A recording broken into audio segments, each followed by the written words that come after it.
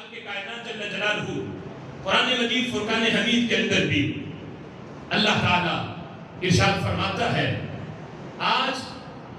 ہمارے کچھ بولے والے حکمران ہندوؤں کا جو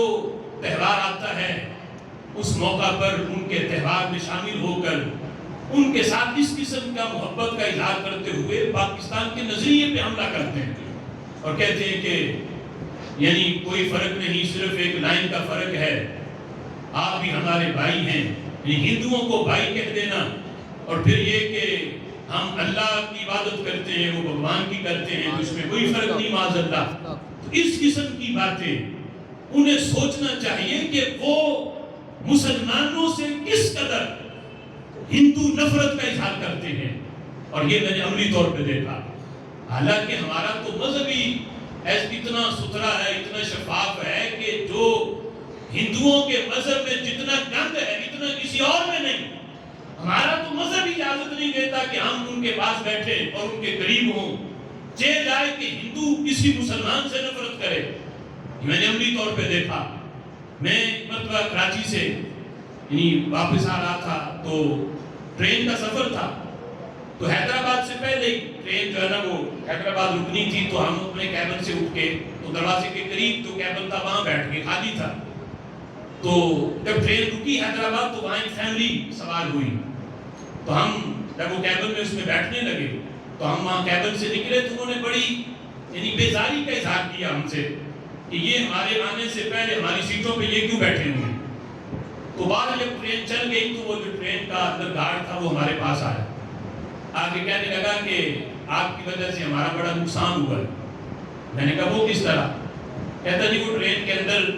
جو وہ آرام کرنے کے لیے بستر دیتے ہیں، سرانا اور چادر وغیرہ اور چمچ وغیرہ اس طرح کی چیزیں جو ہیں پیکنگ میں ہوتی ہیں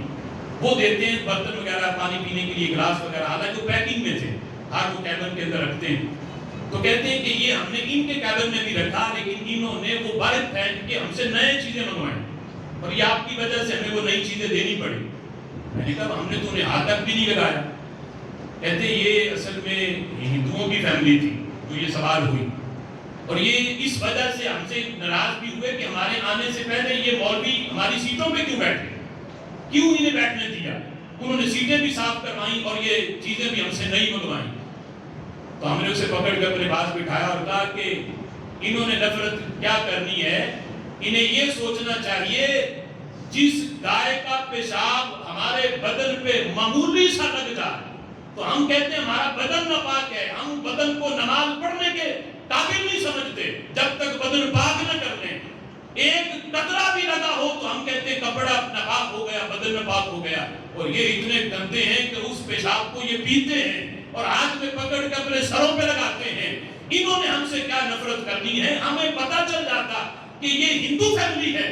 تو ہم ان کے اوپر تھوکے پھینکتے ہوئے وہاں سے گزرتے اور بتاتے کہ اسلام بد مذہبوں کے ساتھ اور غیر مسلم کے ساتھ کتنی نفرت کرتا ہے،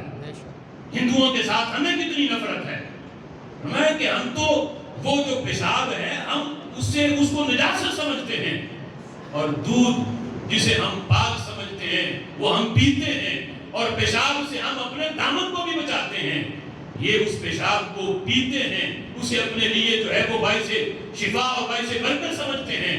فرمایا رب ذوالجلال نے قرآن مجید فرقان حمید میں بھی اس کا ذکر کیا۔ اللہ فرماتا ہے وَإِنَّ لَكُمْ فِي الْأَنْعَامِ لَعِبْرَةً نُسْقِيكُم مِّمَّا فِي بُطُونِ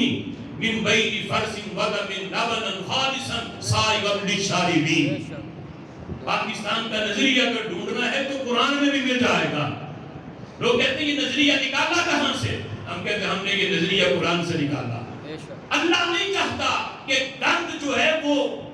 ناپاکی جو ہے وہ پاک چیز کے ساتھ ملی رہے۔ اللہ بھی چاہتا ہے کہ پاکی جو ہے یہ ناپاکی سے جدا ہو۔ اور خالق کائنات فرماتا ہے لوگوں تمہارے لیے جانوروں میں عبرت ہے۔ کس طرح؟ اللہ فرماتا ہے دیکھو ان جانوروں میں غور کرو، ان کے پیٹوں سے میں نے تمہیں دو نجاستوں کے بیچ سے تمہیں ایک پاک چیز عطا کی ہے۔ دو نجاستیں کون سی؟ فَمِن بَيْنِ فَرْثٍ وَدَمٍ، ایک طرف نجاست تھی گوبر کی اور ایک طرف نجاست تھی خون کی، ان دونوں کے بیچ میں اللہ فرماتا ہے میں نے تمہیں پاک دودھ پینے کے لیے عطا کیا۔ سبحان اللہ۔ اندازہ کرو، دودھ ایک طرف گوبر کی نجاست، جب دودھ نکلتا ہے جانور کے پیٹ سے، نہ اس میں گوبر کی آمیزش، نہ گوبر کی بدبو، نہ اس میں خون کی رنگت، دونوں کے بیچ سے پاک چیز رب ذوالجلال نے عطا کی۔ فرمایا یہی پاکستان کا نظریہ ہے، ایک طرف نجاست تھی ہندوؤں کی، دوسری طرف نجاست تھی انگریزوں کی، اللہ نے ان دونوں نجاستوں کے بیچ میں سے پاک ملک پاکستان عطا فرما دیا ہے۔ سبحان اللہ۔ جس طرح دو نجاستوں کے بیچ سے تمہیں پاک دودھ ملا ہے، اسی طرح دو نجاستوں کے بیچ سے اللہ نے پاک ملک بھی عطا فرمایا۔ لہذا وہ لوگ ہوش کریں، یہ ملک پاکستان کوئی پلیٹ میں رکھ کے نہیں دے دیا گیا کہ بڑے آسان طریقے سے فیصلہ ہوا ہو، کہا کہ یہ تو گفٹ ملا ہے تمہیں، یہ پاکستان لے جاؤ، یہ ملک بن گیا۔ کتنی لاکھوں قربانیاں،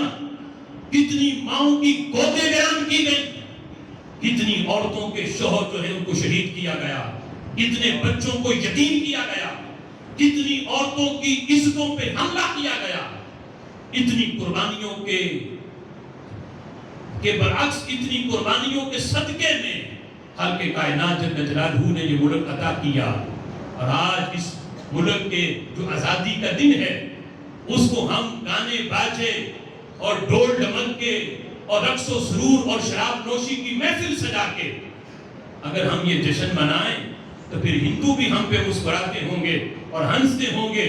کہ دیکھو ان لوگوں نے تو ملک اس لیے دیا تھا کہ اسلامی قوانین نافذ کریں گے، جس دن یہ ملک ملا جشن مناتے ہوئے اسی دن یہ اپنے رب کی نافرمانی کر رہے ہیں، یہ دین کے جو حدود ہیں ان کو پامال کر رہے ہیں، یہ لوگوں کی دل آزاریاں کر رہے ہیں، موٹر سائیکل سے وہ سلنسر نکال کے اور اس قسم کی آوازیں۔ یہ کوئی جشن منانا نہیں ہے، جشن یہ ہے کہ اس دن میں شکرانے کے نفل پڑھے جائیں، شکرانے کے طور پہ روزہ رکھا جائے، صدقہ و خیرات کیا جائے، اللہ کی عبادت کی جائے، اللہ رب ذوالجلال کی عبادت کر کے شکر ادا کیا جائے کہ خالق کائنات نے یہ ملک عطا کیا۔ چاہیے تو یہ، لیکن افسوس یہ ہے کہ یعنی ہمارے سرکاری سطح پر بھی یعنی جشن کا ہی اہتمام ہوتا ہے، گانے باجے رقص و سرور کے اور اس طرح کے جو ہے وہ نغمے گا کے سمجھا جاتا ہے کہ ہم نے حق ادا کر دیا۔ چاہیے تو یہ کہ سرکاری سطح پر بھی جو بڑی بڑی مساجد ہیں، جو بڑی بڑی عمارتیں ہیں، جو بڑے بڑے چوک ہیں، سرکاری عمارتوں میں اہتمام کیا جائے باقاعدہ شکرانے کے نفل پڑھنے کا، قرآن خوانی کا اور اس طرح کی محافل کا جس میں نظریہ پاکستان کو بیان کیا جائے، اور شکرانے کے طور پہ گائے کے گلے پہ چھری چلائی جائے، سبحان اللہ، اور بتایا جائے ہندوؤں تم وہ ہو جو گائے کو پوجتے ہو، ہم وہ ہیں جو شکرانے کے طور پہ گائے کے گلے پہ چھری چلاتے ہیں، تم وہ ہو جو گائے کی عبادت کرتے ہو اور ہم وہ ہیں جو گائے کو اللہ کے عبادت کے لیے، شکرانے کے لیے اس کے گلے پہ چھری چلاتے ہیں۔ لہذا ہم ایک قوم کبھی نہ ہو سکتے تھے، نہ ہو سکتے ہیں۔ اللہ نے شروع سے ہی کفر اور اسلام کو دو قومیں بنایا ہے، یہ کبھی بھی ایک چھت کے نیچے ایک ملک میں جمع نہیں ہو سکتے۔